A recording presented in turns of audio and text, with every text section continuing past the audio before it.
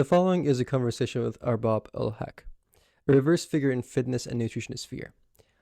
He opens up about his holistic approach to achieving peak physical condition, balancing diet for optimal health, and navigating the mental and physical demands of competitive bodybuilding.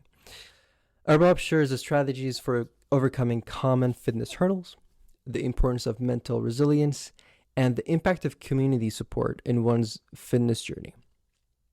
Join us as we delve into Arbab's insights on preparing for competitions like Natural Canada Pro Qualifier and the evolving landscape of fitness and nutrition. Through this podcast, I'm trying my best to talk to people who are in the trenches, fighting their demons every day. Only talking to successful people will give you a perspective of how the outline of your path looks like. But talking to people who are few steps ahead and deep in the work, that has a completely different value. And I'm trying to lead this podcast to this avenue every day. It's not perfect, but I'm doing my best. Now, dear friends, this is Amirali Bigleri Podcast, and here is my conversation with Arbab Ul-Haq.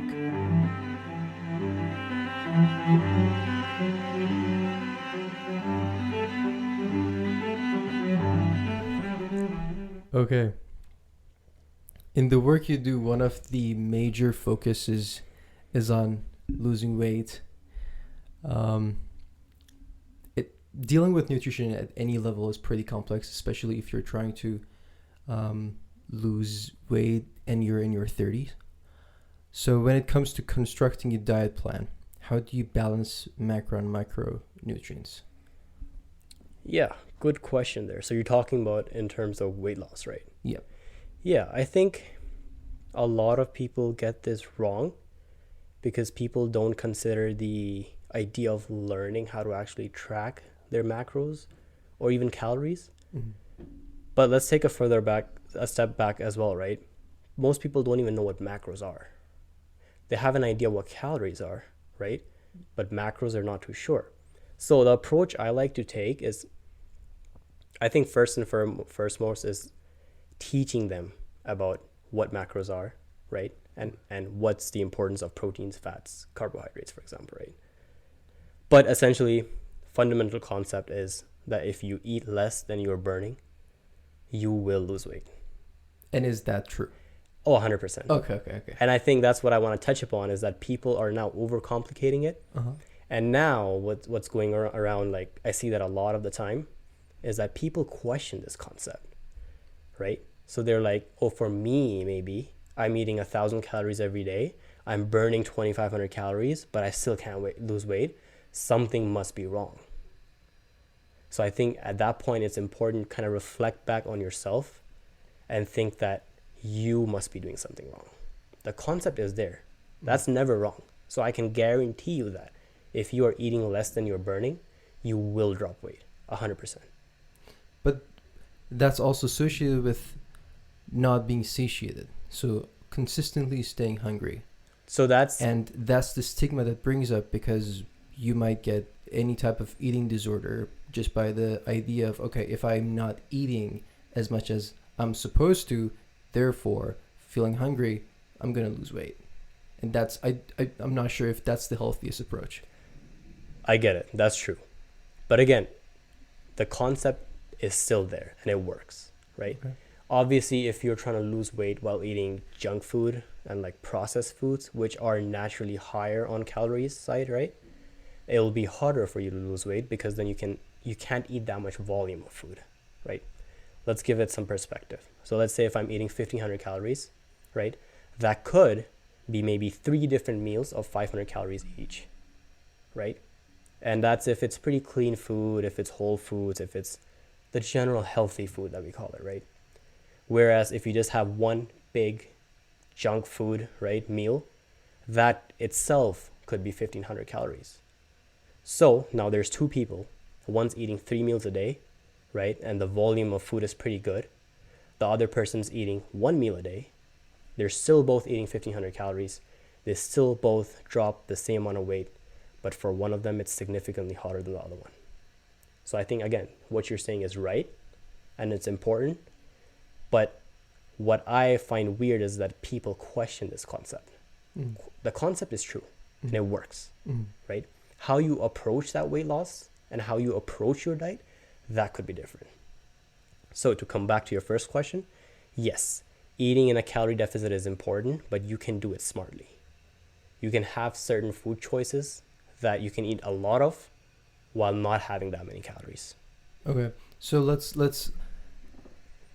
get a little bit specific about the situation. So imagine you're in your 30s, you don't have a certain performance goal. You don't want to become extremely buff like Sebum, or you don't want to become so fast like Cristiano Ronaldo or something. You just want to have a healthy diet and have a healthy body. So how would the distribution of macros and micros be? What are the do's and don'ts? Technically, very general. Yeah, so very broadly, again, to get more specifics, we'll have to dig into what type of work do you do, how active you are on day-to-day basis, right? But let's take it very broadly, right? I think first step is to kind of figure out what your maintenance could be. So maintenance calories are the amount of food that you eat and you stay the same weight. So you don't drop weight, you don't gain weight. Why that's important to know? Because that kind of gives you a baseline of where to begin, right? So what I would do is, for example, your weight is 200 pounds. A simple formula I like to use is just multiply that by 10 to 12. So somewhere in the 2,000 to 2,200 calories. Okay. That's a pretty good starting point. Mm-hmm. The issue is people don't know how to eat 2,000 calories. Yeah, that's right. Yeah. So they might think they're eating 2,000, but in reality, they're maybe eating 3,000, 3,500, right? And now they're gaining weight at 2,000 calories. So now, once again, they circle back and then they question the concept. Mm-hmm. So I think, yes, so to answer that question, yes, you just multiply that number by 10, 12, and you get your daily number of calories. That's a pretty good estimate that you're going to start losing weight. But it's important to know how to kind of get there and how to eat those many calories every single day. So that's calories. In terms of macros, what I would do is I would put your protein intake to whatever your goal weight is. So let's say you want to lose 20 pounds, you want to go down to 180 pounds. I would keep your protein intake to 1 or 0.8 times that weight. So for example, if you want to reach 180 pounds, just have 180 grams of protein to anywhere from 150 to 180 grams of protein every single day. That sounds a lot. It does. But it's not. Expensive. Yeah, it sounds a lot and expensive, but honestly, it's not that bad. Because people usually don't consider the protein they get from their dairy, protein from like their rice, their bread, right? So there's a lot of protein in like everything you eat. You just have to be kind of smarter with the choices you make. Having more meat sources, protein-rich sources there, I think that could help. And again, you could always supplement with protein, right? Which is really cheap if you break the cost down into like daily costs. It might sound expensive to buy a lot of protein at once, but also consider how long you're going to use that for, right? I see. Okay, we're going to get more specific about the questions I'm going to ask, and we're going to break them down. Yeah. But what are the major general differences between the diet that is used for being generally healthy and having an optimal weight versus the time you're trying to gain weight, build muscles, you're preparing for a competition, or you're just trying to look more athletic technically? So what are the differences between those? Yes. So there's a lot of differences in the things you mentioned, right? So for example, competition prep would be completely different than when you're trying to put on muscle. That would be completely different than when you're just trying to maintain your muscle mass. That's also different, right? So let's start off with when you're trying to build muscle. So when you're trying to bulk up, right? So in this case, you want to be above what your maintenance calories are. Again, that baseline. So let's say if your baseline is 2,000 calories, right?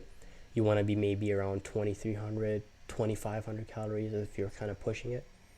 And you want to have a lot of your focus on, well, it's preference. I prefer to have a lot of my focus on my carbohydrates because that is the main source that you're using for your workouts. So again, timing also matters, yes, when you have those carbohydrates. But again, it's more important that you hit your calorie goal and macro goal every single day. Once that's done, and that's pretty easy for you to do, then you can kind of play around with the timing as well, right? But again, more focus on carbohydrates. Protein, I would stick to the same amount as I described before, which is 0.8 to 1 times your body weight in pounds, or even lower. So when you're bulking up, when you're trying to put on muscle, you don't have to focus too much on your protein intake. But aren't you supposed to build muscle, and you do that through, I mean, you do the majority of that through acquiring protein. So there is enough in protein. your bulking session, then you're going to lose all that muscle mass. So why I say that is when you're cutting, you need preferably more amount of protein to make sure you preserve all that muscle mass. Ooh, okay, makes sense, yeah. Because as a natural lifter, right, when you're on a cut, you're very likely to lose muscle mass. Now that depends. If you're cutting from 25% body fat to 15, you shouldn't be that worried. But if you're going from 15% body fat to like 8, that's a danger zone where you might lose a lot of muscle mass. So you want to be sure, and you just want to have a little bit more protein just as like a safety net, just to preserve as much muscle mass as possible. So again, bulking up, your main focus should be hit your calorie goal every single day, right? So eat more so that you can actually put on muscle and gain weight, right?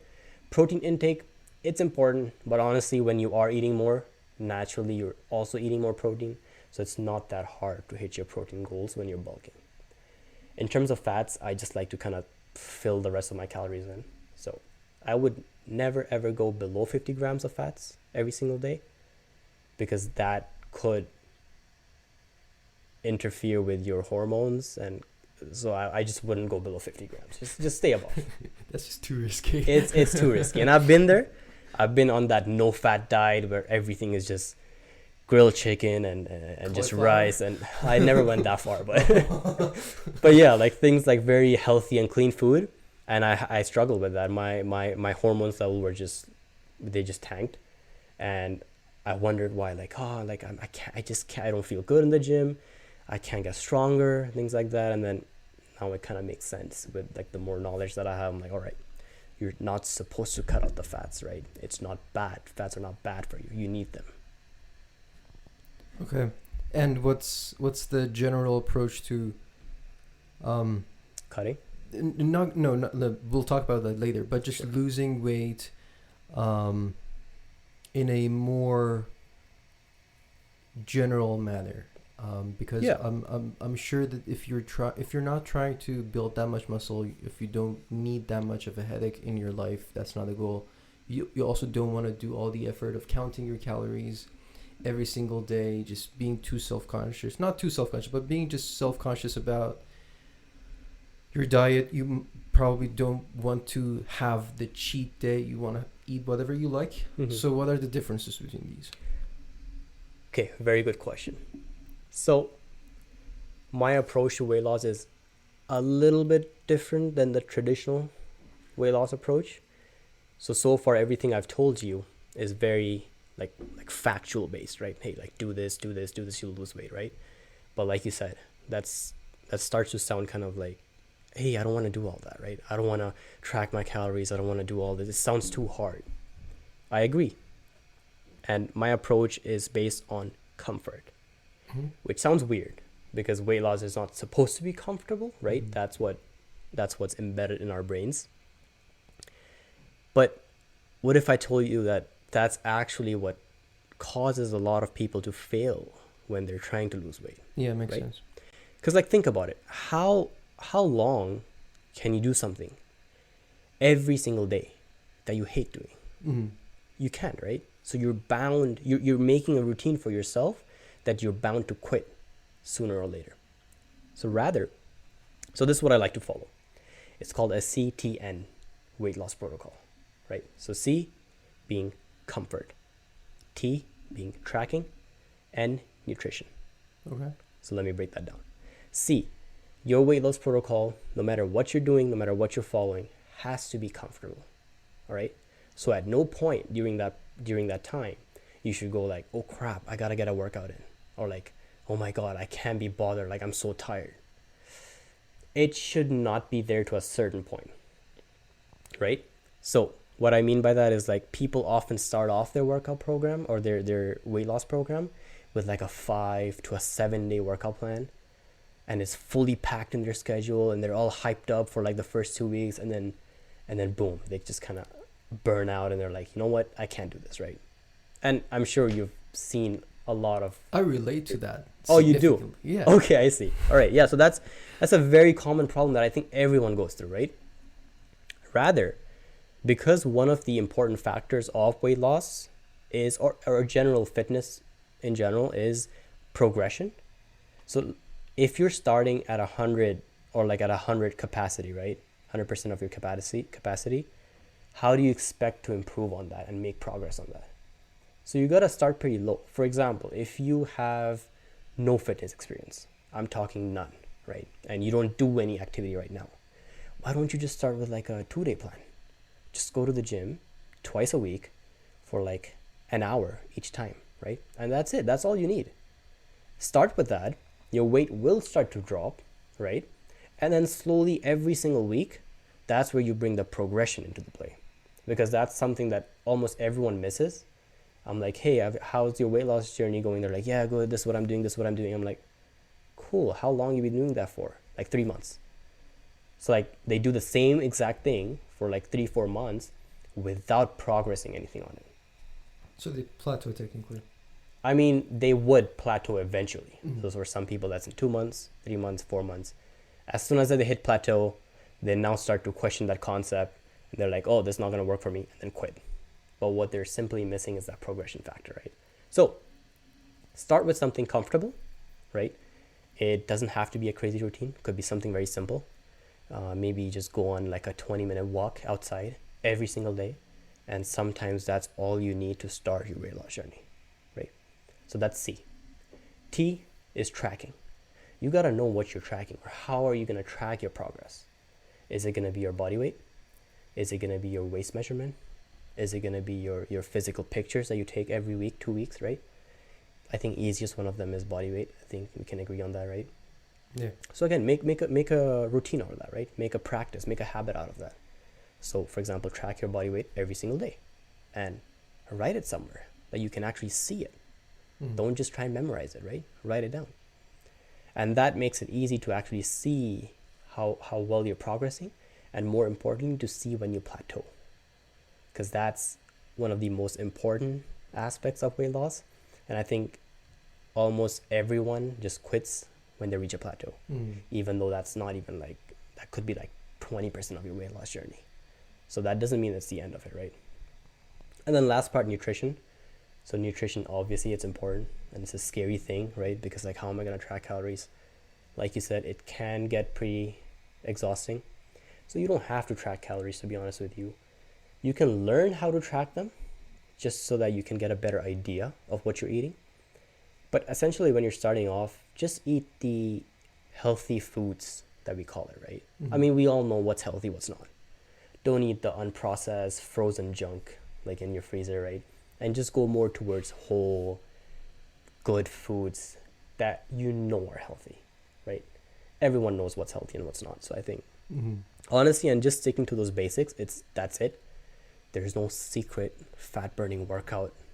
Like, there's no high interval intensity training workout that you have to do.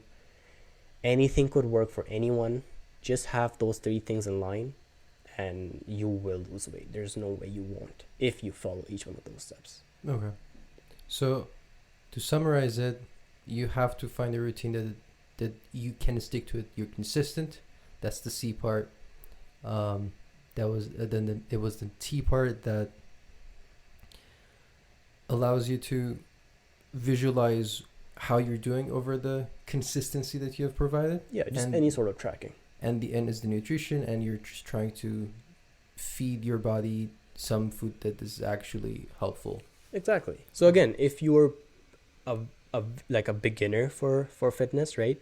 Don't just start off with tracking your calories exactly per gram and everything. Start off with just eating healthy, right?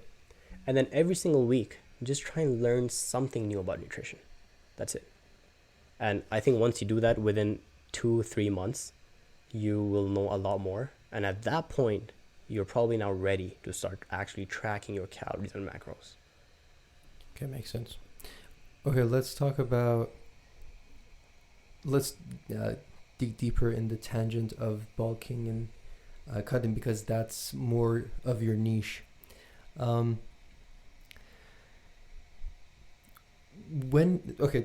me through the timeline in which you're trying to gain muscle. Let's not go too crazy. Let's say you're trying to add 10 kilos of weight, 5 kilos of muscle, for example, over this span of 3 months. Walk me through the timeline of when you bulk and when you cut, and the diet that you approach for both of these. Yeah, of course. 3 months. So that's one of the points I had here. One of the biggest problems people make when trying to build muscle is they don't stick to each phase. I'll explain that later. Each phase long enough. All right. So what are the phases?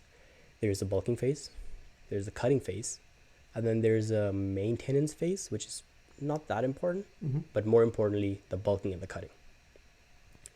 3 months, I would say it's not even enough for you to just bulk alone. Well, that failed fast. So you want to bulk. I would honestly, if you can, as a beginner, the longer you can go on a bulk for, better it is, right? But 6 months is a good time. But I should clarify that I'm not talking about dirty bulking. What's dirty bulking? That's where you eat whatever you want, and your only goal is now just to eat as much food as possible, right? Problem with that is most people just put on so much fat that at that point the cutting phase now needs to be like 8 months long for them to actually just remove the fat that they intentionally put on during the bulking phase. And I believe it has to be as neat as the bulking was. So you really have to go on a very strict diet. For bulking, you mean? For cutting. Yes. For cutting, it's more strict than bulking.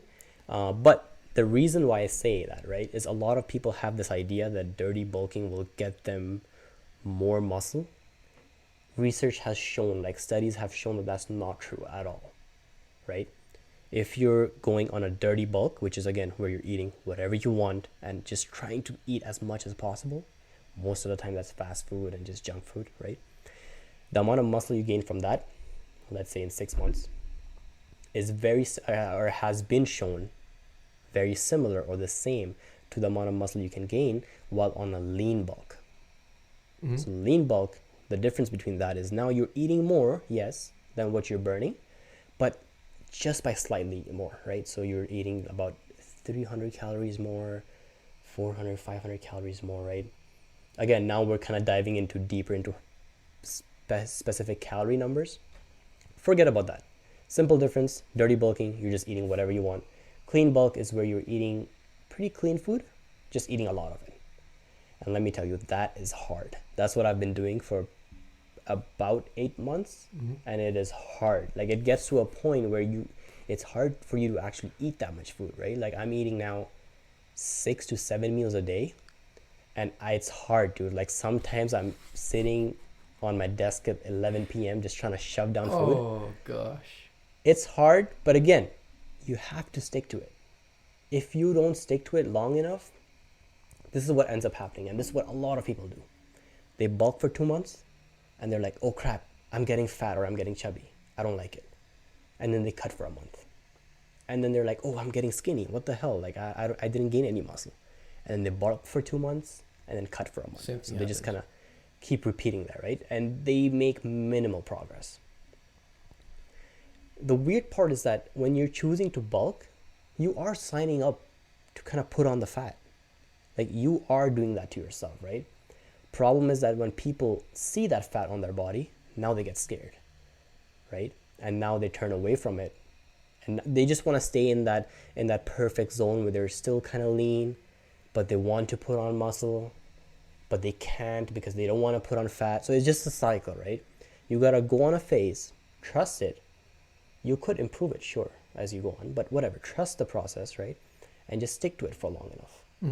And I can guarantee you, if you stay on a bulk for about 6 to 8 months, like a proper bulk, you're training hard, you're eating good, and by that I just mean, eat healthy, eat decent amount of protein. Again, nothing too crazy and detail oriented. Just eat healthy, eat a lot of protein, right? And in terms of training, train really hard. That's something people get wrong about bulking. You're not just going in the gym and just doing whatever you feel like. Your training has to be structured and it has to be planned every single week. And you're supposed to know what numbers you ideally want to hit, for example, the next week. And you you keep chasing that goal up, right? You keep getting stronger in the gym. And that's how you build muscle. I see. Problem is, people do whatever they want in the gym, and then they don't track anything in the gym, right? So they don't track how much they're lifting, how many repetitions they're performing, and before you know it, it's been 4 months, and they're doing the exact same numbers, exact same thing every single day for 4 months.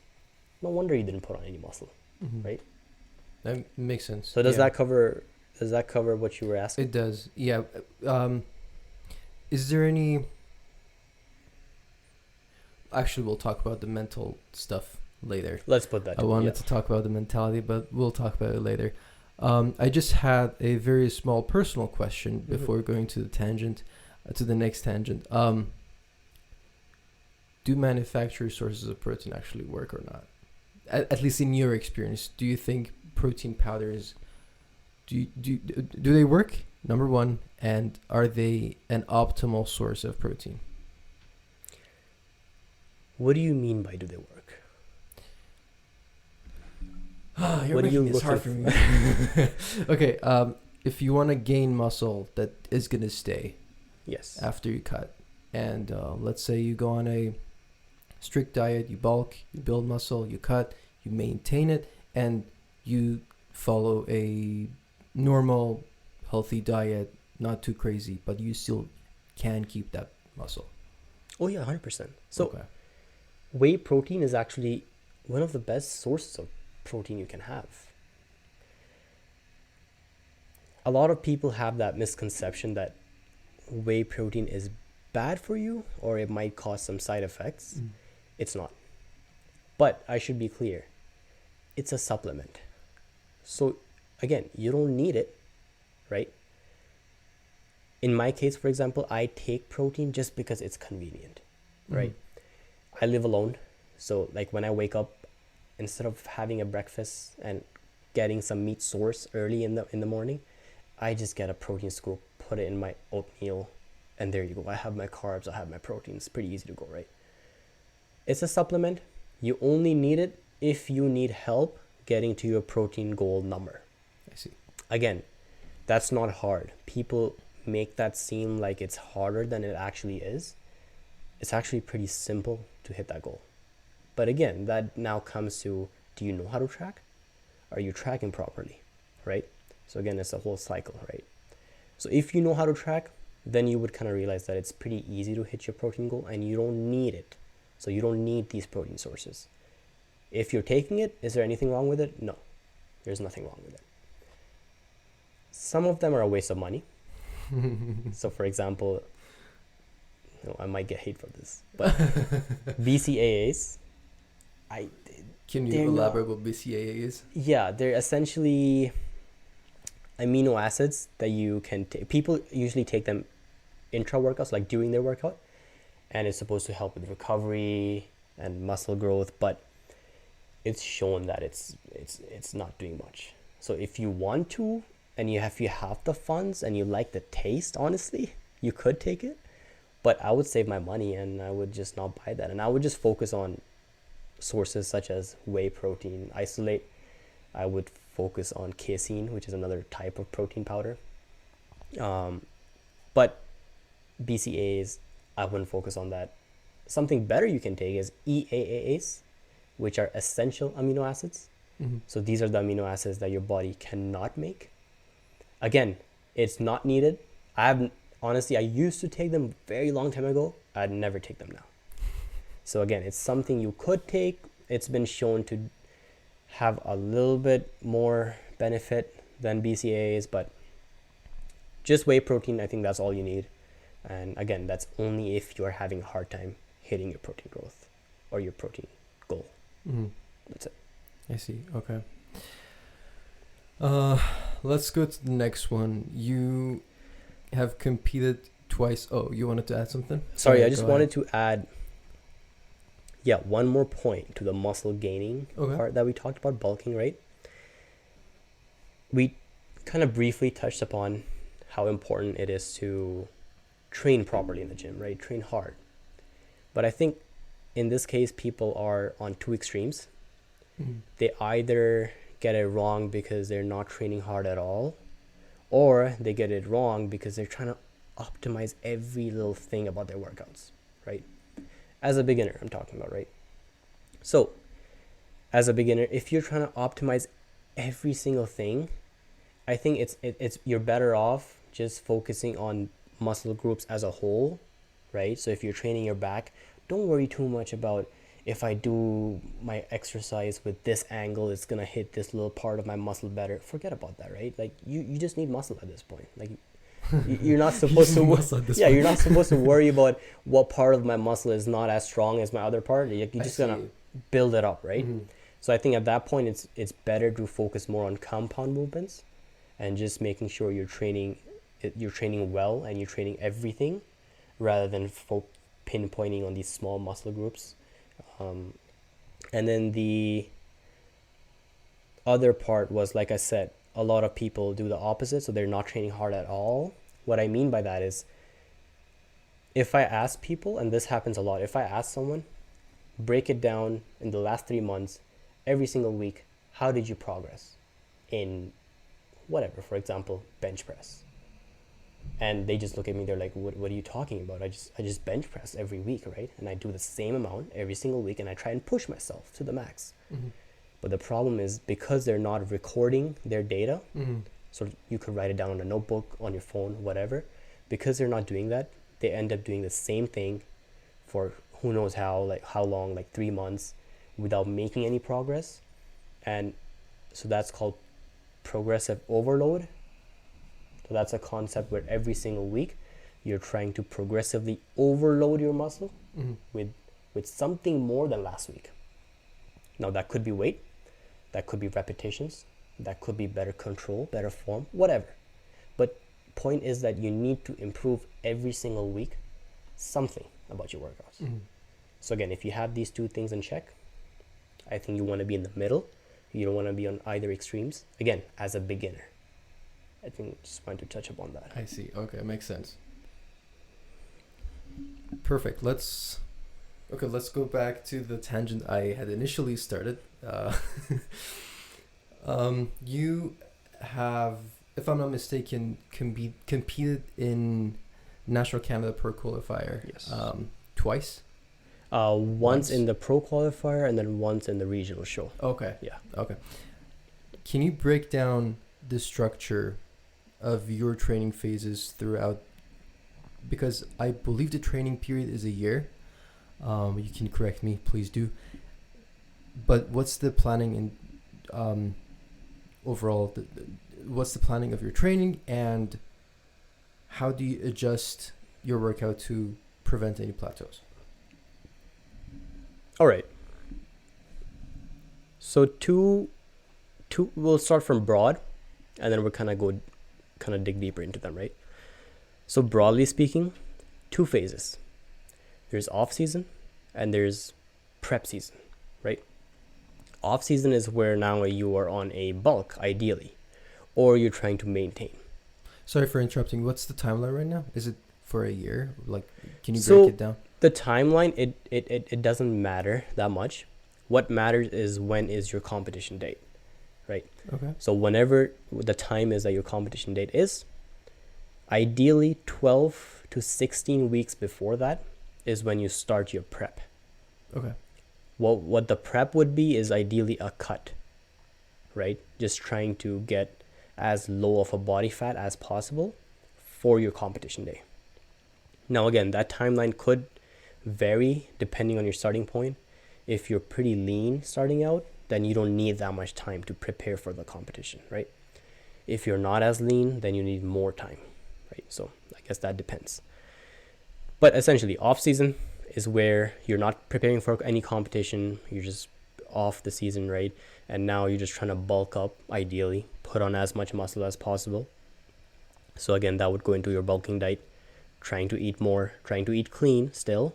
Not that much emphasis on your protein. Again, you want to hit your goal, but it's pretty easy to hit when you're bulking. More emphasis on your carbs. Very, very important factor is your training. So you need to really put your training in control and have a well structured program there. And then in terms of on season, again, about 12 weeks, could go up to 16 weeks. That's when you start off. Now your training volume during that time would probably decrease, because you want volume. You mean the weight technically you would be able to? No, how frequently you're lifting, and how much time you're putting in lifting, for example. Okay. So that would be the volume. So how many sets, for example, you're doing of each exercise in a week, of each muscle group, that would decrease. Why? Because when you are in a deficit, which means when you are trying to cut weight, your body is kind of fragile. So you really want to make sure that your recovery is in check. And if your volume is too high and your body can't recover enough, you literally get sick. Like you would just catch a flu or something and you just fall sick. And that's the last thing you want in your prep, because then you lose about a week, 2 weeks of your prep, depending on how bad it is, right? So that comes into another topic that we wanted to dive into, which is natural athlete versus enhanced, and what the difference would be competing as a natural athlete. The main difference would be you really, really, really need to prioritize your recovery, because being a natural, you're kind of at a disadvantage there. So again, you want to make sure your sleep is optimal. You want to make sure, again, your food, even though in a cut you're not eating that much, but you want to make sure those food sources are nutritious, right? And you're having all your vitamins, all your macros, micronutrients in check. But more importantly, yes, sleep and your workout volume would differ with that. So does that kind of answer? It does. Yeah. And can you please touch on how to prevent plateaus? Plateaus, yes. In general? Technically, yeah, but yeah. Let's get more specific in your training. Because you hit a plateau when you're trying to build muscle? Yes. Or when you're trying to cut weight? Both ways? No, but when you're trying to build the muscle. So when you're trying to build muscle. Mm-hmm. All right. So most common plateau, again, like we talked about, one of the most important factors you need to make sure is your training, right? You need to push harder every single week. So the most common plateau I see is like, hey, I physically cannot push any more weight, or I cannot progress every single week, like I talked about, right? In that case, there's quite a lot of things that could be going on. For example, something as simple, if your weight is also plateaued and you're not really gaining any more weight, it could simply be that you just need to eat a little bit more. What I mean by that is only like 100 calorie difference, just or maybe slightly more, and maybe that's all you need, right? Again, if your timing of your meals is kind of off, then that's something that could be causing a plateau. That's not that common, but it could happen. So again, just by fixing your meals before your workout, after your workout, you could feel better in the gym. You could push. If it's after your workouts. Well, not after, actually. Before. Okay, after would be more important for just recovery and actually growth, right? Mm-hmm. But yeah, before your workout. Okay. That could impact how you feel in the gym, how you perform in the gym. And again, if you feel better, then you progress more, right?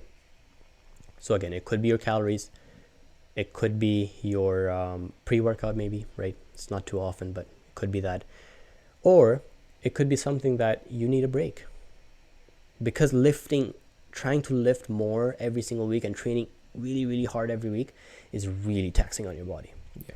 So that's where the third phase comes into play that we talked about, the maintenance phase. Can we go over the phases again? So it was the bottom phase. The second phase was Cutting, and then maintenance. So Okay. there's 3 phases, right? So bulking, cutting, very important. Maintenance is more important when you reach a plateau.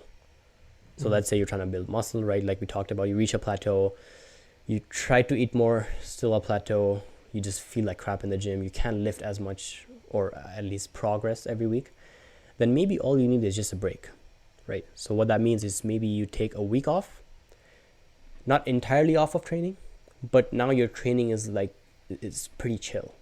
Like you can just go in the gym, you're just happy, smiling, jumping around, lifting weights, like, you know, you're all happy. So you could do that for a week. And then you'll be surprised that the next week you get in, you are much stronger, you look better, you feel better, and sometimes that's all you need. So it's just letting the body catch up with all the changes. So again, that's based on recovery. Your body just needs some recovery time, and that's kind of what the maintenance phase is used for. Could be a week. If your body's really fried up, maybe 2 weeks, right? Mm-hmm. So again, this is when you're still trying to take care of your diet, yes, but it's not as rigid. So you're kind of going with the flow. Again, with the gym too, you're following the same structure. You're just lifting, for example, half the amount of weight for half the amount of reps. So you're taking it pretty easy. And that's applicable to your training as well. Oh yeah. Okay. So everything that I'm talking about, I do the same things. It's nothing special that I do. When you're preparing for a comp, you can't have that one day off. Mm-hmm. That people are like, oh, I worked so hard for this week, I deserve this, right? You don't get that part in your competition prep, but other than that, it's pretty much the same concepts. Let's talk about mentality now. How do you get over because if you're preparing for a competition, you're going through a diet change, body changes, of course your testosterone level will also change. Overall, your hormones will, of course, be affected. Your sleep schedule is changing. Of course, you're sleeping more to allow yourself to recover, but your entire life is now based on this competition. So, and that can be taxing. That can be very tiring. Your social life is being affected. So, how do you go into the process by adjusting your mindset, and how do you maintain that mindset? Because that's the harder part. All right, interesting. Dude, it's hard. It is hard. Like I cannot I can't even describe how hard it is because of this. Let me explain, right? So before jumping into competition preps and competing, I knew competition prep is hard, right? I've been following this sport for a while, all my life basically, right? I love it, and I know how hard it is from other people's experience, right? But when I went on my prep, the last 4 to 5 weeks were hell because of my mental barriers that I had, my mental challenges that I faced. So not physical challenges, which is what a person would expect, right? When you're trying to really push your body to its limits, it was the mental problems. It was the mental challenge that you had to face. Let me tell you what that means a little bit more. It's really hard to describe, but let me give you a perspective, right?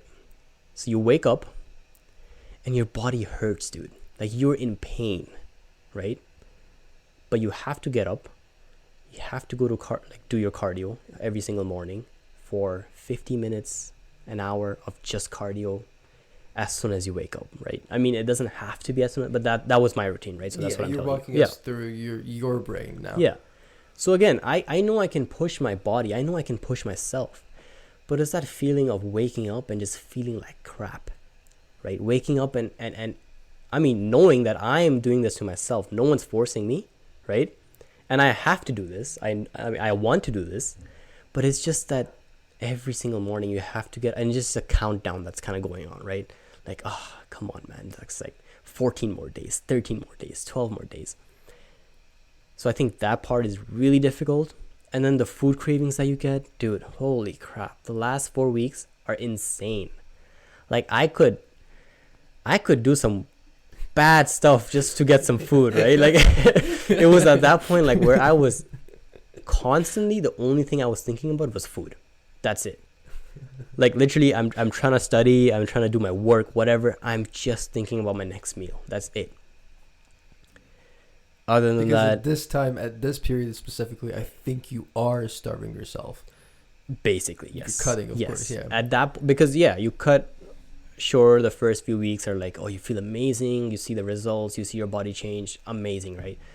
When you get to that point of where you let me give you a perspective on that too. So I got to a point where I could see veins running down my stomach. That's something hard, because you can see veins, for example, on your arms when you work out, right? That's fine. When you cut down, you can see veins on your shoulders. Cut down more, you start to see veins on your chest. That's really hard. But then when you start to see that shit on your stomach, dude, that's when it's getting hard, and when it's getting real, right? So I think that at that point the food cravings bad, and like you said, your hormones just crash. So if your testosterone crashes, you feel like crap. Your mood is crappy, right? You don't want to do anything. Your motivation is crap, which is ironic because you're competing for a prep. I mean, you gotta do more than what you were doing like a few weeks back, like way more, right? So I think just that part of having no motivation, having no energy levels. Oh my god, the energy levels, dude, they were like, I had to drag myself. The last week, let me tell you this, it was hard for me to talk. I couldn't talk to people, dude. Or like sometimes I would come off as rude because someone would talk to me and I can't reply. I can't be bothered. Like I can't reply, and I tell them, I'm like, I'm sorry, but it's just I'm on my prep. I have this weird poker face and I seem angry, but it's just that I'm hungry and I'm just visualizing my next meal, right? So that's it. So I think just that part of feeling like crap, but knowing that you really have to be in the gym for 2-3 hours every single day, I think that part is hard. And then if you're alone, which I was alone, have to prepare all my meals myself, that really, I think, was very that was pushing my limits. Yeah, that was pushing my limits. But yeah, I think at that point, family support, friend support can make a huge difference, because just people around you kind of pushing you to keep going, that makes a huge difference. But if you're alone, you gotta be careful with that stuff, because it gets dangerous. Yeah, I know the past 3 or 4 days you also went off water to just get that final definition. How was that experience? Yeah, so the final week of competition prep, it's called prep week. No, not prep week, peak week. It's called peak week, right? So that's where you're trying to peak your body at its best before you crash. So it's a matter of timing, right? And I think because you are eventually going to crash. Oh yeah, you're waiting for a crash, like it's gonna happen, right? And we can talk about that crash as well. But yeah, so peak week, you talked about water, right? For natural athletes, I would actually not recommend cutting water. I would stay away from that. I think that's more important for enhanced athletes because they tend to hold more water on their body. For naturals, at least that was my approach. I did not play around with water. I did not play around too much with sodium. I just played around with my carbohydrates. Do you want me to dig a little bit deeper into the science behind that? Yeah. So, your muscles store glycogen, right, as their energy source, which is made from carbs with water. All right.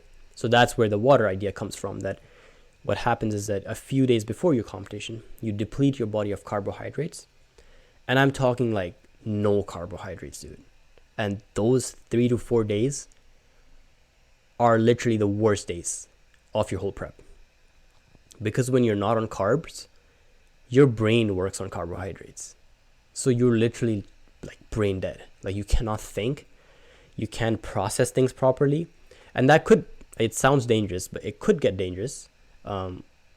I mean, yes, it is dangerous. I'm not gonna lie there. I told my parents, I'm like, it's all good. It's not dangerous, but it is dangerous, right? So that's the idea. You cut your body of carbohydrates, And that's where the idea of cutting your water as well came in. You deplete your muscles of glycogen. And the idea is that before your right before your competition, like a day or 2 days before, you load as much as possible of water and carbohydrates. So now your muscles kind of overcompensate and store more than usual.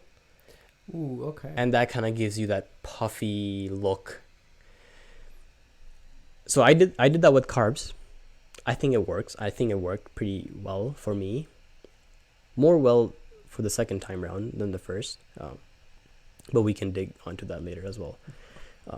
But with water, why I say it's not important is because your body is really smart with water. The idea that you cutting water for a day before competition and your body just dehydrates that water and releases that water, it's not, well, in my opinion, it's not true, right? Because your body's pretty smart with that, and because of the hormone changes, within an hour or 2 hours, your body stores whatever water is in there and holds on to it, right? Because your body wants that. It's looking for that baseline, right? It doesn't want to go below that or above that, right? That's why if you drink too much water, you just kind of pee it all out. And if you stop drinking water, then you don't pee, right? And you don't release it because your body holds on to it. Another part of that is because your vasculature is a lot made up of water. So depleting water, you don't want to get rid of your vasculature, right? You want to be able to see your veins. You want to have a nice pump when you're on stage. So that actually goes against that. So I think it works better for enhanced athletes because they tend to hold on to more water because of the enhancements that they're taking, right? But for natural athletes, I don't think, in my opinion, that's important. I think just play around with your carbs. Again, I think the most important thing that I kind of messed up in my first week, or my peak week the first time, was to not try anything new. You've been on a strict diet for 12 weeks. And then the last week, just a day before your competition, you're shoving down like chocolates and shoving down cereals to kind of load up on all these carbohydrates that you haven't, like you didn't eat that for about 12 weeks, 13 weeks, 14 weeks. Your body's not used to that. Your gut's not used to that, right? So you want to keep your gut health in check, especially during peak week. Very important. So I think, again, yes, play around with your carbs, but the sources of your carbohydrates, keep it the same, exact same as what you were eating or consuming your whole prep. And that's really, really important. I can't emphasize that enough. Do not think that the peak week, the last week of your prep, is going to make a change. It's not. It could make a change in a bad way where it could ruin your physique, right? But to improve it, it might improve it by like 1%. But it won't do much. If you're ready, you're ready. If you're not, you're not. Simple as that. And if someone's telling you that, hey, peak week, I'm going to have the secret protocol and it's going to get you shredded in a week, just run away, dude. Do not follow their advice. It's not true. Okay, let's talk about the crash you were mentioning. Yes. You get off that stage. Now you can eat whatever you want to have. It's dangerous, whatever you've been craving for. And you're going to go blastic. And I did. Oh, boy. How was that? Oh, I think that's the best feeling ever. Like, I can't describe it, honestly. I was having a normal donut. I think it was just a normal Tim Hortons donut, Boston cream maybe. And bro, that felt like the best dessert I've had in my life. And I was the happiest at that point. I think if I can replicate that day for the rest of my life, I will be the happiest man alive. like the happiness that I got from that was amazing. And then it is dangerous because it's a floodgate that's waiting for you to open it. Once you open it, bro, you might think that, hey, I'm just going to indulge in whatever I'm craving for a week, 2 weeks, and then just go back on my diet. 9 out of 10 people don't. When you start eating the sugar, the crap that you've been craving for 12 weeks in an uncontrolled manner, that's a disaster that I think almost every athlete goes through. And the irony is that every athlete knows that they're not supposed to do this. But then every one of them thinks, I can control myself, right? I did this 12-week prep. Come on, like I can't control for like after a week. Of course I can.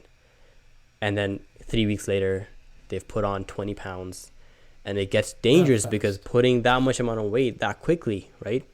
Mostly water weight, yes, I agree, but putting that much amount of weight that quickly is so heavy on your heart that could really be dangerous. How much increase in weight is usual after your competition? It depends. I think so. I prepped both times without a coach. I was doing everything on my own, which I would not recommend. But in my case, I wanted to learn. I want to learn this sport, right? So, and that's why I decided to take it on my own. First prep I did, I learned so many things. And I thought, oh, my second prep, I'm going to fix everything. And that's going to be the final look and the final prep protocol that I'll have, right? I did that, and now I learned so many things from that prep, right? So I think it's an ongoing cycle, and you need to learn from that, right? But anyways, I did it on my own, and wait, what was your question again? My question was, how much weight do you expected to put on?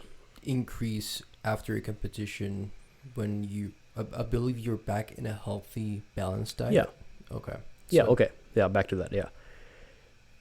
I don't think there's any certain amount of weight that you expected to put on per se, right? But in my case, I'll talk about my case, right? I think I messed up my prep in a way because I depleted myself way too much, where after my prep for 3 weeks, I was indulging on everything I could. I was eating cakes every day. I was eating out every day. I was going out to like eat all you can eat sushi like multiple times a week, like 3-4 times a week, right? And I'm indulging a lot. Believe it or not, I did not put on any weight. Yeah. When I tell that to people, they're like, definition though. Sorry? What about muscle definition? Did you still have your... Oh, I had crazy amounts of, like, because think about all that food. My workouts were amazing. I looked like not myself in the gym in a good way, where I looked phenomenal in the gym, right? And this is what I'm talking after my competition, which is why I believe maybe I depleted myself too much, where I think that was kind of my peak. So remember how I was talking about the peak timing? So maybe it is a good idea to change things up a little for the last 2 or 1 week. Right. So I said, yeah, okay, so let me correct myself there, right? What I meant is you're not supposed to change too much about the type of things you're eating, but in terms of depleting yourself and then trying to not deplete yourself, kind of recover, that's important. Yes, you're supposed to change that, right? Mm-hmm. And I did that, but I think I did not do that enough because I was afraid of that going overboard on it and ruining my physique. That was my biggest fear, because I'm like, I've done this for 12 weeks.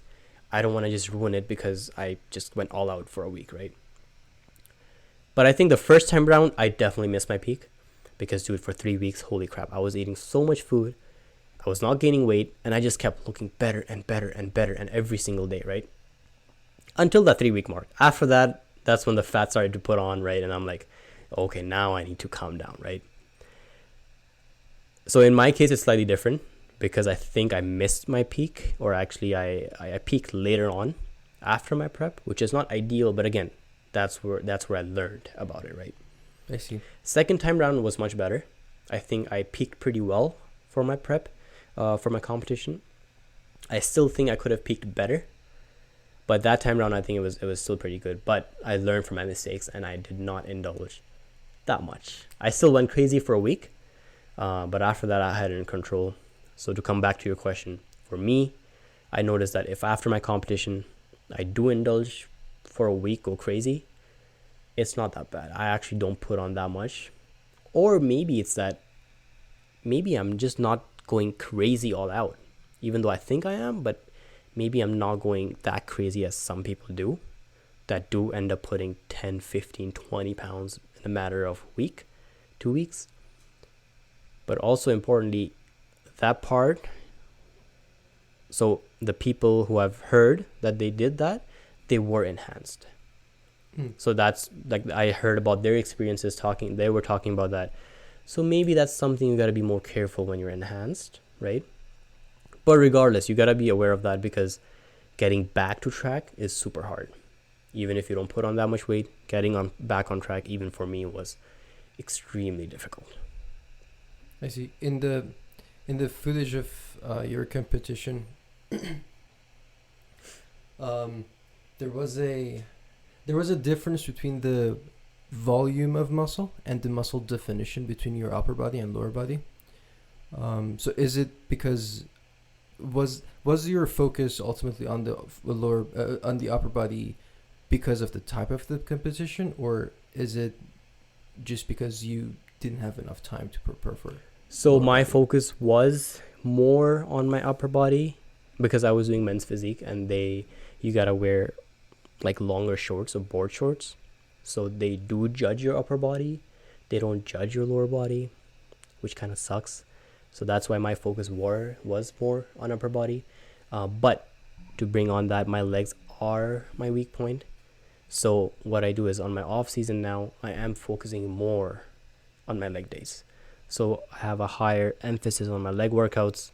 I want to make sure that, all right, sure, even if I had a push workout and it wasn't the great, whatever, my leg workout has to be good. Doesn't matter if I'm feeling off. Doesn't matter if I don't feel like going today. If like, I feel a bit tired. It has to go as I planned it, right? Because that's my weak point. So I need to focus more on it. I need to push myself more on it and kind of bring it up in match to my body, right? So I think everyone's got weak points. Depends on every person. Some people, their chest might be a weak point. And by weak point, I mean genetically that is your weak point. It is harder for you to put muscle there. Whatever that is, you just need to put more emphasis on it. And again, that could mean in how you structure your workouts, in how you plan on what day you hit what workout, depending on your energy levels, how likely you are to skip that day, things like that. You just want to put more of your focus on whatever you're lacking or whatever your weak point is. Yeah, makes sense. I wonder how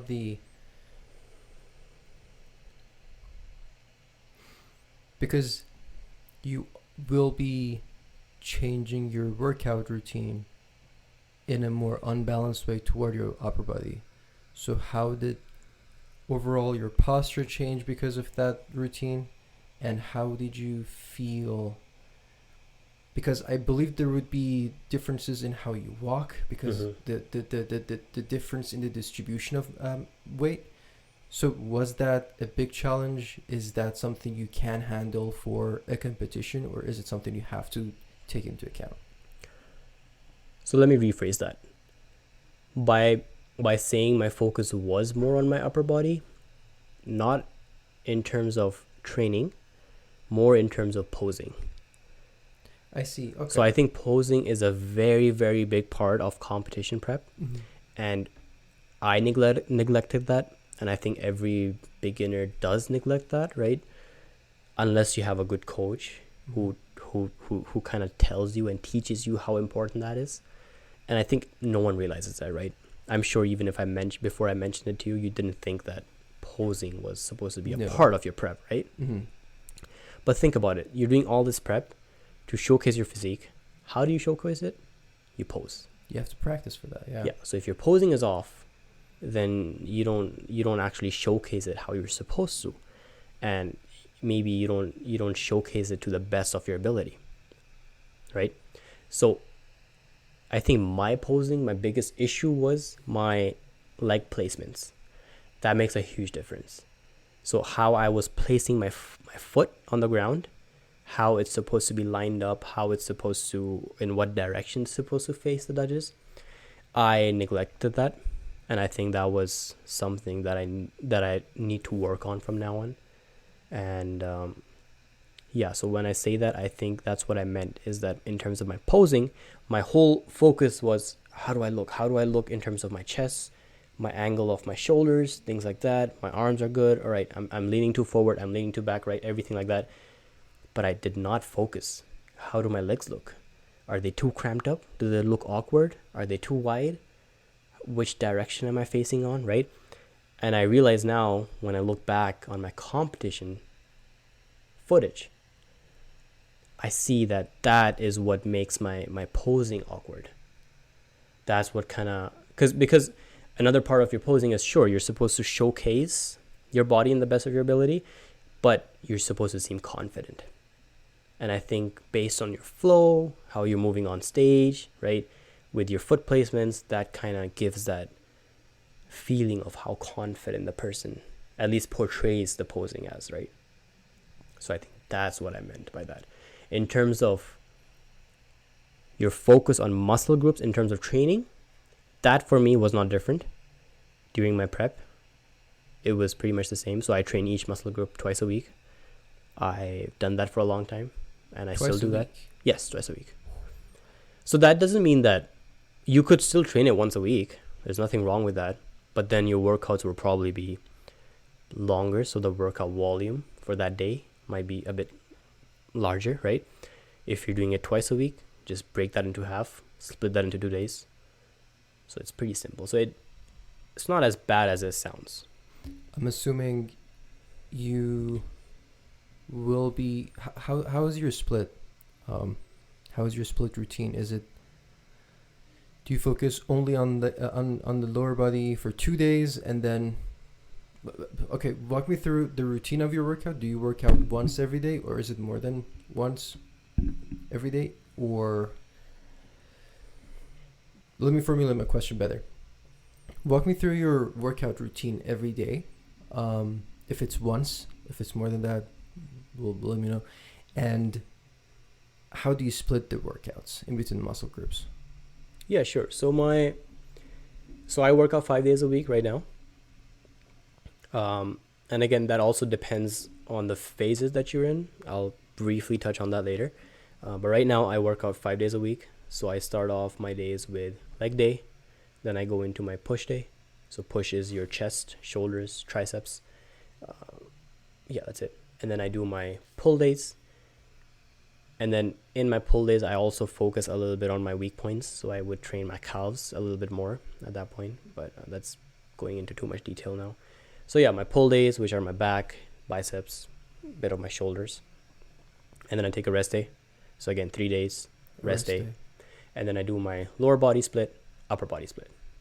And then rest day. So again, leg, push, pull, rest, lower body, upper body, rest. Again, leg day, push, pull, rest. So again, it's a whole 7-day split, and I just repeat that. How long does each training session take? An hour. Okay. So not that long at all.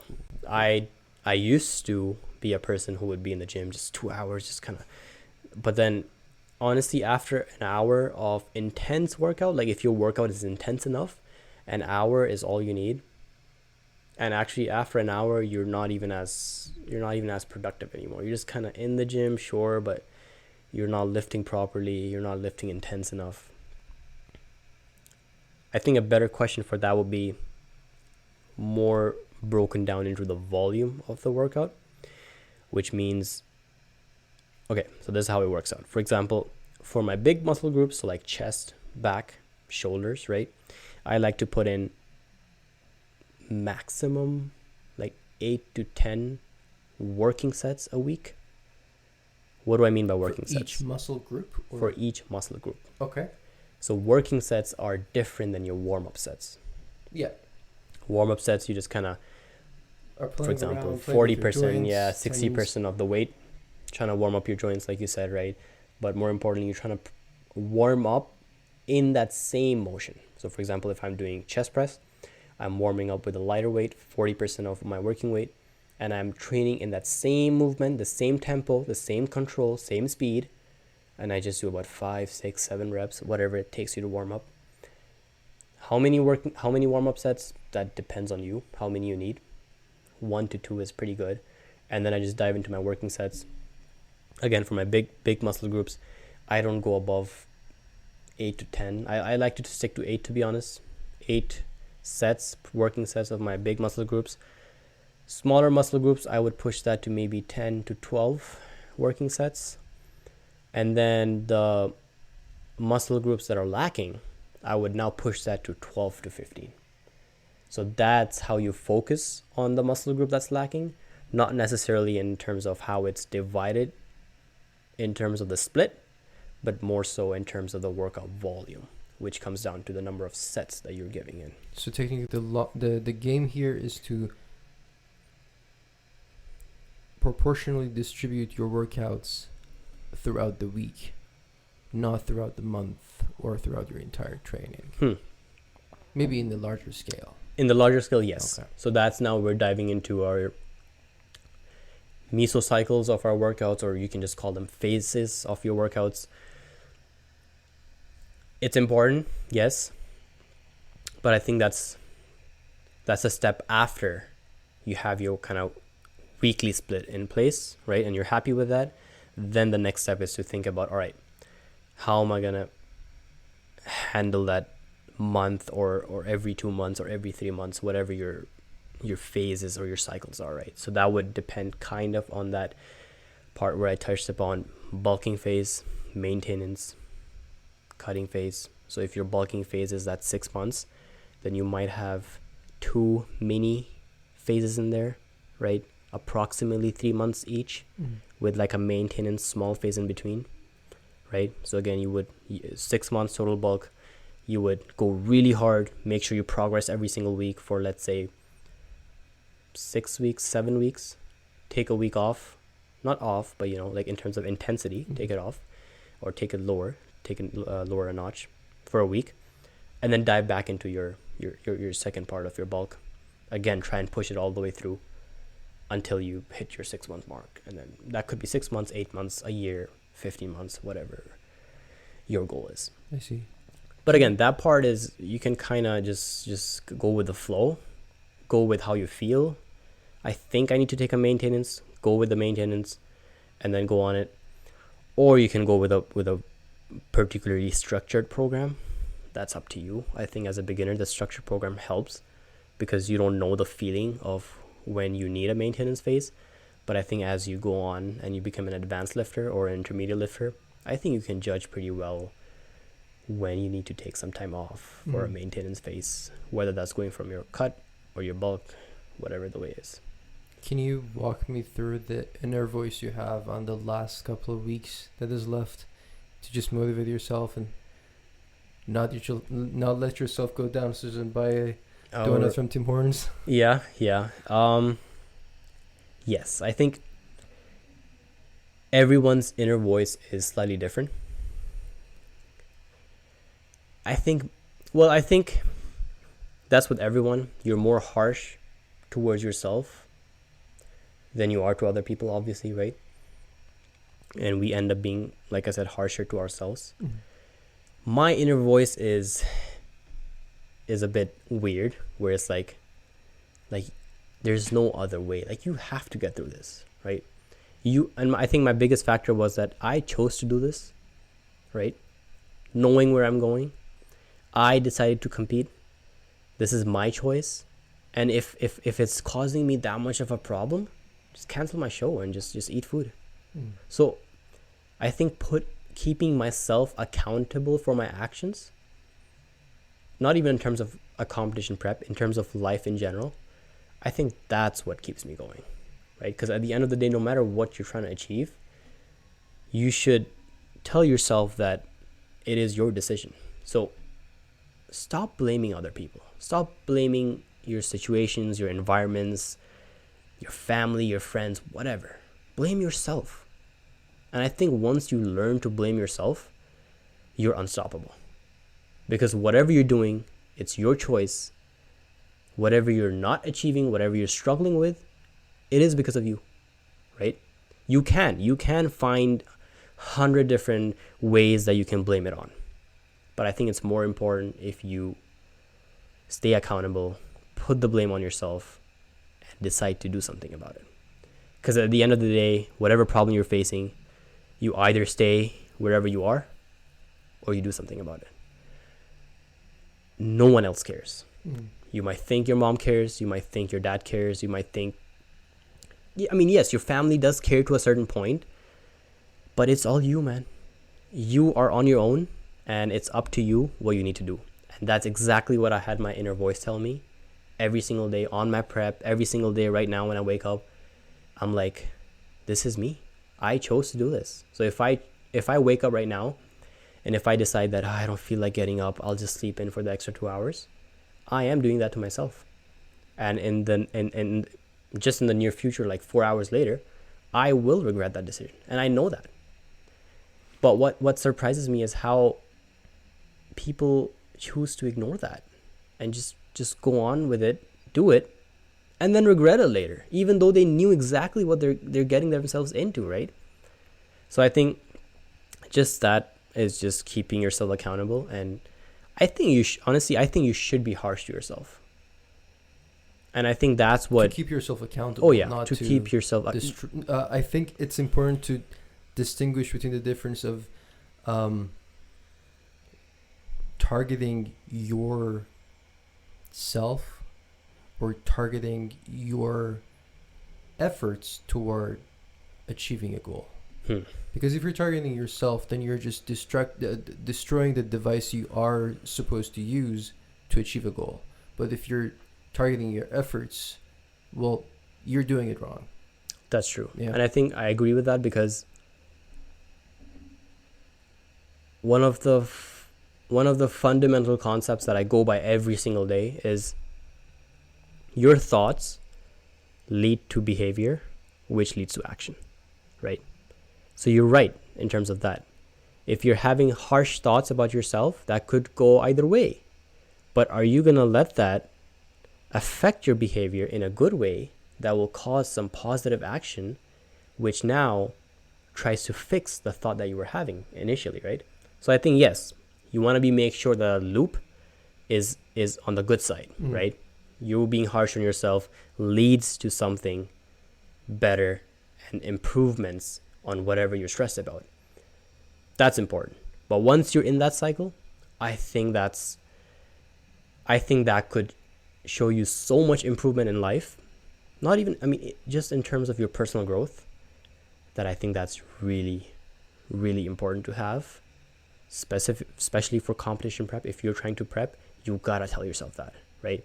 There are gonna be, I think majority of your prep is gonna look like, holy crap, I don't want to do this, what the hell? But then you gotta know why you're doing it. You gotta kind of remind yourself the purpose. And then at the end of the day, just know that it's an option. You don't want to do it, don't. There's nothing stopping you from that, right? Yeah. What's the worst that could happen? You just cancel your show and that's it. So again, that part I think really helped me and really helped me stay on track, and just kind of visualizing the moment I think also helped a lot. So just manifesting me being on stage, me being proud of the progress I made in the last whatever amount of years and showcasing it. I think that helps with the motivation part. I think just visualizing that just motivates you and just pushes you to keep going.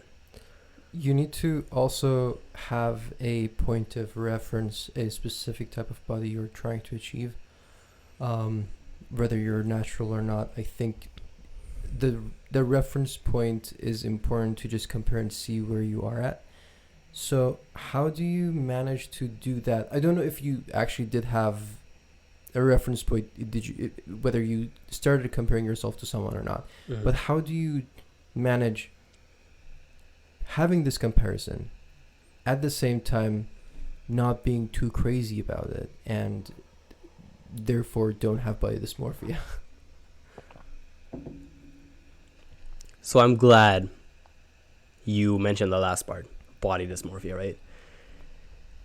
During competition prep, your body dysmorphia is at its highest. It is at its peak. And it's ironic because you're trying to go for a lifting competition. I know, right? And then as you go deeper into your prep, you would look at yourself, you're like, all right, I am lean, but I look like crap. And I think that's where the part of having a coach plays in hand, because having a third person who knows what they're doing in terms of this sport and them telling you like, all right, either of the two things, right? Hey, it's not working out. We need to change something and pick up the pace and catch up to whatever you're missing on, right? Or you're doing good. I think just that validation can really, really help with body dysmorphia. Because to be honest, my family telling me, hey, you look good. Of course I look good, right, to my family. But do I look good in terms of the sport that I'm going in, right? Because they're not a part of that sport. So I think, yeah, that's sure that can make a difference a little bit. But I think someone from that field telling you like, hey, everything's good, just giving you that validation is really, really important. But to go back on that question of what do you compare yourself to? What are you chasing? Very tricky, because think about it. The first time you're going to step on stage, you don't have a comparison. So, and comparing yourself to others, you should not. Unless there's someone who's freakily really similar genetically and everything to you, right? I see. Because as a bulk, yes, you can be like, oh, my physique is similar to X person, right? But when you're going on a cut and preparing for a competition, you can see almost every single muscle in your body. So how do you know whether you're going in the right direction or not? You don't. Oh, shoot. And I think, again, that's where a coach helps, because they can guide you like, hey, based on their previous experience from other competitors, this is how much more time you need. Mm-hmm. So either we need to slow it down or we need to push it forward because you're slacking. Mm-hmm. When you're doing it alone, especially for the first time, you have no idea, right? You don't know how much more you can push. The last 4 weeks of your prep, you're shredded. Like you should be. You should be shredded, right? You should be pretty much peeled, where people look at you and they're like, either of the two things. They're like, holy crap, like what do you do? Or like, what do you take, right? Or are you sick? Like, are you suffering from a disease, right? So it's either of the two things. So again, the last 4 weeks are pretty intense. And then it's honestly, just by yourself, it's hard to even tell the differences. Unless you have pictures that you took every single week, which is, again, important for you to kind of reflect back on and pinpoint, like, all right, this is where I'm improving, this is where I'm improving, this is where I saw improvement, cool, right? This is where I'm lacking, so next week I'm going to push more here. But I think it's easier said than done. If you're doing it yourself, it is extremely hard. The second time you do it, the third time you do it, it becomes easier, because now you are literally comparing yourself to how you looked 2 weeks prior to your competition prep the last time, how you looked 3 weeks prior. So now you have checkpoints for every single week to look at yourself and be like, all right, I'm either looking better than last time or worse than last time. Most likely it's better than last time, right? So now you kind of know when to pull back and not let yourself deplete that much, which is, I think, what I made a mistake of. I depleted myself way too much. But again, second time round, it was better. I assume the third time I tried, it'll be better. But then the fourth time I try, it essentially, it will keep on getting better. And I think that's the main reason why people compete for years and years before even turning pro. Because of that concept is that you're learning about your own body. Even if you're working with a coach, the coach and yourself, you both are working or learning about your own body. So there's nothing to compare to.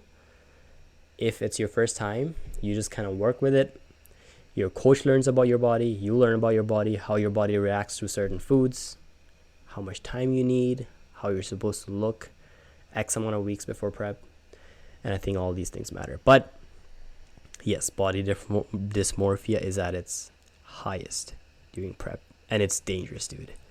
Because you could be peeled, ready for competition, literally ready for the competition 2 weeks out. And you tell yourself, dude, I'm fat. Look at all the skin I can grab on my stomach. Like, like, I need to lose more weight.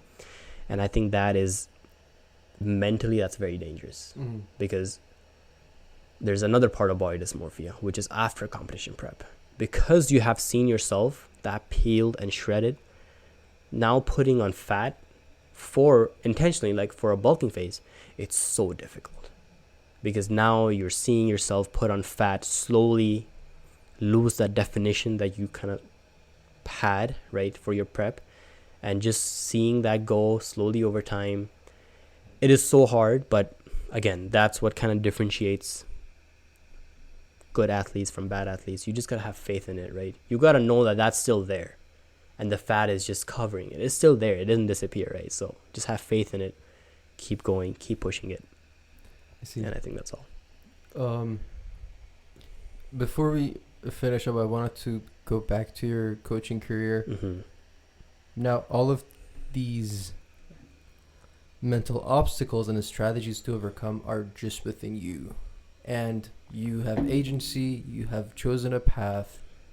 You go for it, regardless of how hard it is. You'll try. But it's very different when you're trying to coach someone who hasn't formed that mentality. And it's tricky because you might push them too hard. They just break, they just give up. So how do you implement that culture into your clients? And how do you make sure that the day they are content and technically your project is over, you have cultivated a culture that they can maintain, rather than 6 months in, they're going to be back to their old habits, their previous weight, and it's the same thing all over again. Yes. Again, it's different for where you fall on the spectrum of beginner to advanced, right? I think coaching people who are in the intermediate level, advanced level, is so much easier than coaching a beginner. Because the problem, like you said, with the beginner, you need to work on their mindset first before even diving deeper into their actual program and pushing them. You can't push a beginner. If you push a beginner, they're just going to ghost you, right? Basically. So I think that's why it's important where you fall on the spectrum. But let's talk about a beginner, like you said, right? Again, my primary focus, one of my primary focuses, right, is comfort. I want to make sure my client is comfortable with what I'm providing them, with what I'm telling them. And I think that comes down to the coach as well. You need to make sure that they're being honest with you, and you need to create a friendly environment where they can share. If a program's not working for them, they can share that. And they're supposed to share that. I mean, they are paying for that program, right? So I think that's why it's your job as a coach to build a very friendly and a safe environment where you again remind them again and again and again that they need to be honest with you. And if something's not working, let them know. And that's my job as a coach, is to make sure I make the certain changes and make it comfortable for you again so that you can follow it. Again, like I said, it is important for you to push yourself, all those things we talked about, bulking phases, cutting phases. Yes, it's important. Not as a beginner. I think as a beginner, you just need to get in the habit. If you're not in the habit, how are you even talking about putting whatever X amount of muscle? Like, first you got to build the habit first, stay consistent with it. And that doesn't take long. It could be a month, 2 months. After that, now you're good to kind of push, right? And that's where I think my clients would see a change in my perspective, where before I was all like, you know what? It's all right. It's all right. I'll make those changes. Let's dial back. And I'll really try and make all these changes. When I see, all right, they're pretty comfortable with it. They are following it. Now I go, I'm like, all right, now we have the habit. So we have the foundation pretty strong and wide. Now let's push you. And that builds a nice pyramid where now you're going at you have a solid foundation, you have a solid base. So now when you go deeper into your program, the likelihood of you falling out or failing is less. What people often do, start off, hey, I want to do this. I've never been to the gym, but I want to do this. All right, here's your 5-day plan. Here's your 6-day cardio plan. Here's your nutrition plan, tells you exactly what to track, how many calories, whatever. So now they're building a block on top of a block on top of a block. They're building a tower instead of a pyramid. As the tower, it's going to fall eventually. It's going to be unstable because the base is not strong enough. You need to put out that time, 2 months, 3 months, 1 month, whatever it takes you, and make sure the foundation is strong, right? And coming back to my coaching, that's where I have my lifestyle approach, is that if someone's an engineer and they have 3 kids, they're not going to have that much time to put into fitness. So it's my job as a coach to make sure that whatever I'm giving, whatever workout plan, diet plan I'm giving them, it's based on their lifestyle. And I think that's why a lifestyle approach should be the one and only way of doing fitness. It should, unless you're an athlete, then it just kind of sucks. Like there's no balance. Unless like it's you your gotta, actual job. yeah, then you gotta just kind of push it, right? But if you want to be healthy, which is again 95% of the people, they just want to improve their health, right? Then I think having a lifestyle approach it should be there. It's not even a question. It should be there. Yeah, so I think to answer your question, yes, I think taking it slow, keeping a high focus on your comfort level, I think that's very, very important. Got it, man. Got it. Thank you, Arbab. I appreciate it. Yeah, this dude. was a really lovely conversation. So many good points. Very productive. Thank you. I think this was, and I think a lot of beginners would find this pretty helpful. Just knowing that it doesn't have to be crazy hard, right? The example I give everyone is, let's say you're starting a course, you're starting school. You start pretty easy, and then you build on that, right? Same thing with starting a job. You start with your training, which is your good, solid foundation. Now imagine if you just mess around in your training, you learn nothing. And now you have these 4 projects and you're managing X amount of people. You're going to mess everything up, right? So again, you got to make sure, like every other aspect of your life, fitness should be no different. It should be the same thing. Put time in your foundations. Once you have that in line, then build upon that. And slowly, within a few weeks, months, you will be at a state where you never thought you would even be.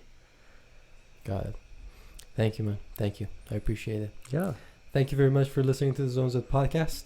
I'm Amirali Bigleri. Till next time, have a nice day. Bye-bye.